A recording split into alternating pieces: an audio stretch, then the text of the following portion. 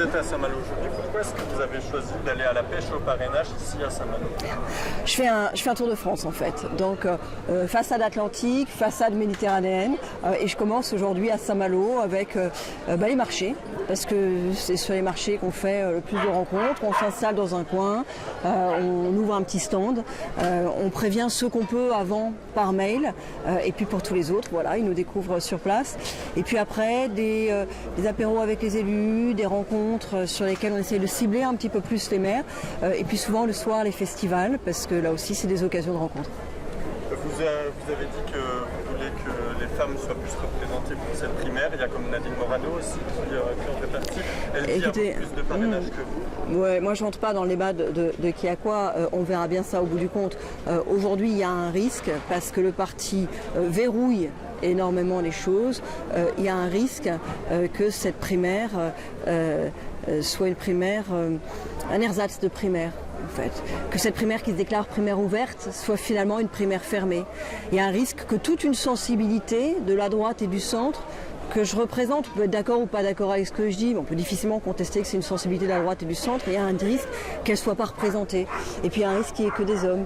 Et ce serait un peu triste, un débat entre 5 ou 6 hommes. Ce serait un peu triste et puis ce ne serait pas très moderne quand même. Vous prenez vos distances par rapport à Nicolas Sarkozy, par rapport à Nadine Morano, vous avez des positions aussi sur le mariage pour tous par exemple qui s'écartent des autres. Est-ce que vous êtes à votre place ici chez les Républicains? Oui. Mais moi je pense qu'il n'y a pas de fatalité. Merci monsieur.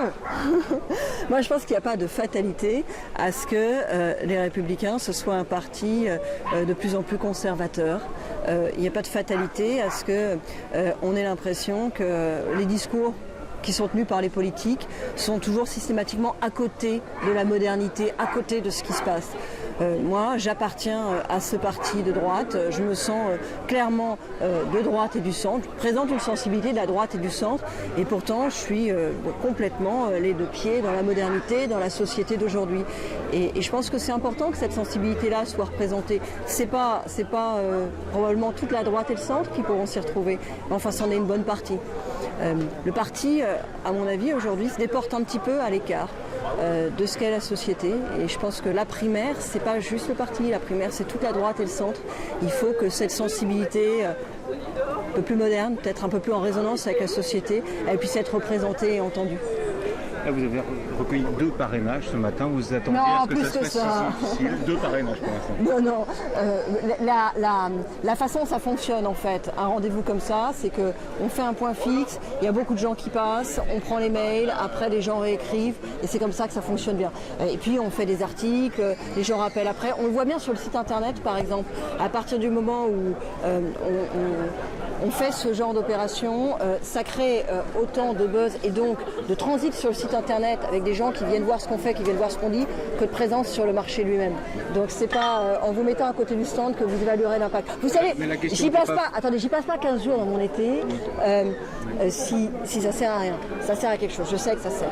Je sais que ça sert et je sais même que c'est le seul moyen de toucher un certain nombre d'adhérents les Républicains qui ne sont pas informés, qui peuvent parrainer, ou très peu, parce que le parti les a pas mobilisés.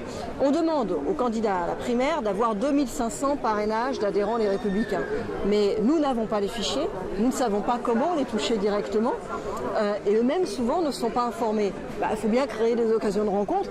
Le parti, d'une certaine manière, sur ce sujet, ne fait pas son boulot, alors nous on le fait pour lui. Voilà, les marchés, les festivals. Moi je suis présente partout où sont les Français en ce mois d'août pour aller à leur rencontre et pour solliciter leur parrainage pour ceux qui sont adhérents ou pour ceux qui sont élus. Mais la question justement c'est sur cette difficulté à les recueillir. Vous imaginiez que ça serait si difficile d'aller les toucher puisque vous n'êtes pas vraiment aidé, vous venez de le dire.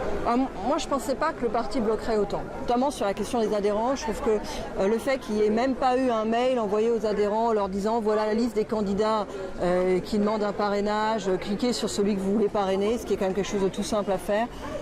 Je ne pensais pas que le parti renoncerait même à faire ça. Là il y a vraiment un discours public qui est de dire que c'est une primaire ouverte et une pratique qui est de faire tout ce qu'on peut pour essayer de la refermer. d'en faire un entre-soi. Ce qui serait, enfin moi je pense que c'est une erreur complète, c'est-à-dire que ce serait une chance pour personne que la primaire soit un entre-soi. On a besoin qu'il y ait beaucoup de Français qui viennent voter, quel que soit le candidat qui gagnera la primaire, il aura intérêt à ce qu'il y ait eu beaucoup d'électeurs, à ce qu'il y ait une belle dynamique, à ce qu'il y ait eu un vrai débat, un débat ouvert, un débat qui ressemble à la France. C'est ça qu'il nous faut, c'est ça qui donnera de la force au candidat, quel qu'il soit, qui gagnera la primaire pour aller gagner l'élection présidentielle. Et donc je pense que c'est dans l'intérêt de tout le monde d'avoir une belle campagne et d'avoir une primaire ouverte.